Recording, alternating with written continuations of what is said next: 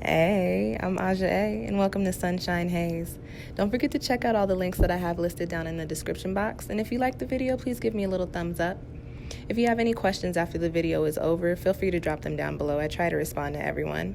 And if you all know people interested in astrology, numerology, tarot, or whatever I'm talking about on this channel, go on and send them this link. And don't forget to hit subscribe. And of course, thanks for tuning in and rocking with me. May this info help y'all live your best lives. Peace.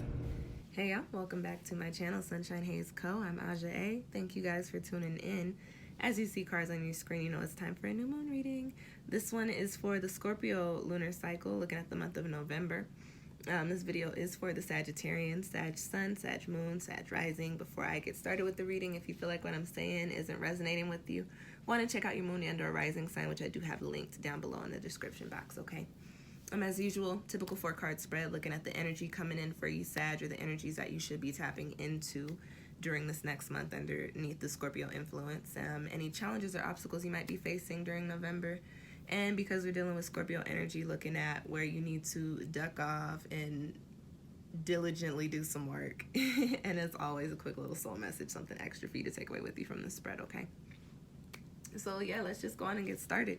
The first card that you have popping up in your spread is in the position of the energy that you're coming into, or the energy that you need to be tapping into. And interestingly enough, I guess to other people, is you have release here. I, though, am not surprised to see this because you are wrapping up your rotation around the sun, getting ready for your solar return.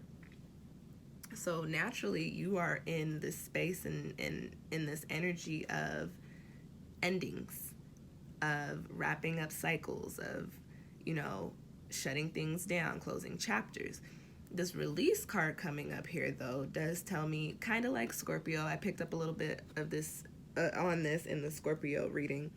There might be some things that you may have worked through or that you may have worked on, but instead of releasing them, you kind of just took the baggage and set it on the ground. It's like it's still there, but you're not necessarily carrying it around, but it's still there. Like, turn off the lights and you could trip over that shit in the dark. So this card coming up here, Sag, I get this feeling of, as you are, and this is kind of the mentality that everybody takes on when they come into their, you know, their birthdays or their New Year's, or when they're wrapping things up for their year. It's like, okay, I gotta do this, I gotta do this, I gotta do this. I want to see this change in this year. I want to see this change in this year for me, and I want to see this change in this year for me. But the difference is with you guys, with this card here, especially being Sagittarians and having that essence of adventure about you, is that you go around and you pick up so many things that sometimes you just pick them up and you don't necessarily know that you're carrying them, or you don't necessarily know that you need to put them down. So you've got all these bags, and then at some point you realize it's kind of heavy, and then you drop the bag, and then you go off and you do more, and then you come back and you drop that bag down. But then here you are stuck trying to make your way over to, you know, the next room, but you're tripping over all of these bags. So Sag, during this month of November, as you wrap up your year, I think it's important for you to look at, okay, what have I worked through? And how is that still affecting me? And why is it still affecting me? How can I get it to stop affecting me because I've already worked through it? Or how can I stop returning to this situation because I've already said I was done? How can I stop practicing these bad habits because I already said I've grown from that? I think that's what's coming up for you, Sag, is that you're coming into a new year and you really have this notion of wanting to do shit differently. But like I say in a lot of my videos, in order for shit to be different, you've got to put in the work and actually, you know, be that agent of change for yourself. So as you're moving into your new year, as you're wrapping up this one, you really got to think about the things that you no longer want to be doing, the things that you no longer want to be involved in, the energies that you no longer want to be carrying around, and really figure out how to sweep that shit out so that you can come into your new year. You need to release before you come into a positive space, or come into the space that you have envisioned yourself in, okay? Next card that I have coming up for you guys is in the position of the crossing energies, and you've got Urzuli La Flambeau here, which is the 7. Oops, the 7 of Fires tells me, dropping that card there does tell me that there is something going on. I feel like I want to say with your confidence, Sag. Maybe not your confidence. This card carries this energy of individuality, of having the fire to, you know, move forward and forge your own path, but it's in a crossing position for you, and it's crossing the release card. So, couple messages here. first one, I really pick up on this energy of feeling like you have something to prove, which might be why you're still carrying around some of this baggage. I almost get the sense of, I've made it through the trenches. I did all this shit. I've been through all this shit, so I'm not letting it go. Kind of like, I'm not going to forgive and I'm not going to forget, but I'm still going to do what the fuck I want to do. But that's not really, it's not really how it works. You don't ever forget. But, this is not a lesson on forgiveness, but this is a lesson on letting things go. Your experiences mold you and they shape you and they guide you. However, you don't have to carry around everything from the experiences that you've had, Sag. So, as you're in this space of coming into this new year, you don't have to be in that headspace of, well, I've been through this and I've done this and I've done that, and I don't want to be that person again, or I don't want to deal with that again. So I'm always going to remember this. I'm going to keep carrying this around. I'm going to keep this at the forefront of my mental. That clouds your judgment and that keeps you from this release.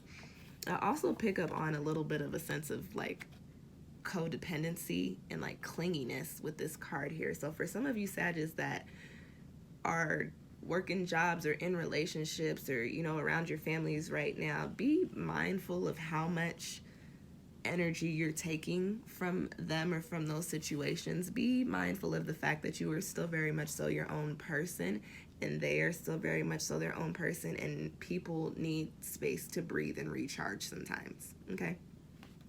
Felt like that was an important message that I needed to get out. And so, again, this is general. That might not have resonated with everybody, but that little last tidbit, I felt like somebody needed to hear that. Excuse me. Next card that you have coming up is in the position of the Scorpio energy, and this is the card of where you need to duck off and do some work, and you've got Simbi Delo, which is the 8 of water. This is a card of confusion. And I get the sense of confusion of the emotion. So, and I feel like it's more internal than it is external. I feel like there's really not a lot going on around you, Sag, but I feel like you internally and within the capacity of your mind have kind of made certain situations or certain, things out to be more than they really are, looking at them in a bit more of a negative light than they need to be looked at. A little bit of confusion, miscommunication. I feel like, especially with us being in a retrograde so close to your sign, it's in Scorpio, but it's also in an incompatible sign. So you've got this Mercury retrograde of communication coming in with this incompatible Scorpio water energy, and Scorpio energy is intense. So during this month, you could be dealing with some miscommunications, and I think it's important for you, Sag, to really take some time and think about the things that are being said. Take time to listen as opposed to just hearing people. Listen. Also take time to think before you speak as well, okay? I think that's an important one for you during the next month, Sag, especially because you guys are so adventurous and so spontaneous. It can definitely very much so come out in the way that you communicate with others.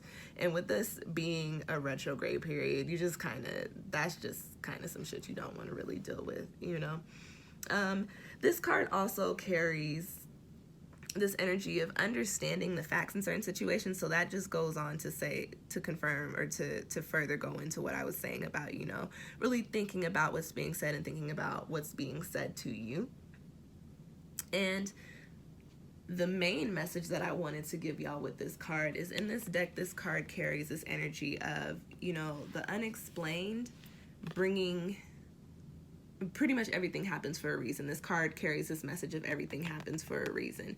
And although the everything might seem a little chaotic, I don't know if y'all could see because the glare is kind of crazy right now, but there's this big old water snake eating all of the other little baby snakes. Maybe they're not babies, but it's like, oh my God, what the hell is going on? But if you think about it, this big old snake lives in the water. How often am I really just kicking it in the water? Not too much. These other snakes, they've been infesting the land. So he ate the snakes. It looked crazy, but he ate the snakes. So the message here is that, Sag, whatever's going on around you, however things are playing out for you, allow them to play out that way. We're in a water lunar cycle. Go with the flow, go with the current, see where life leads you. I think you'll see in the long run that it is where you need to be. And to just, further support what I was saying, your soul message is happy, happy. You've got 2 8 cards here also. Kind karmic cycles. So with you wrapping up your year, you're coming into something fresh, something new, and as things shift and as things change, understand that it's happening so that you can get to this place. I don't feel like you haven't been in this space, but I feel like a lot of you Sagittarius still, although things have been getting better, you still kind of feel a little bit of either a disconnect or a little bit of a lack.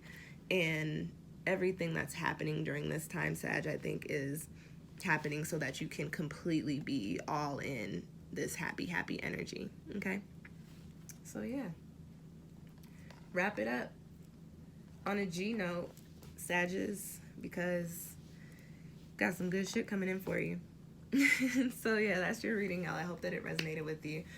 I hope it provided you with some insight. If you have any questions or comments or feel like you need your own reading, feel free to drop them down below or book one with me. I've got that link down below.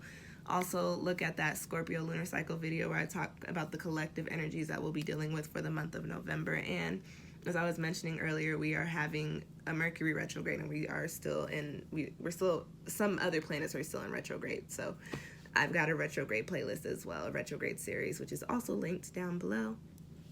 Thank you guys for watching. I will catch y'all next time. Peace.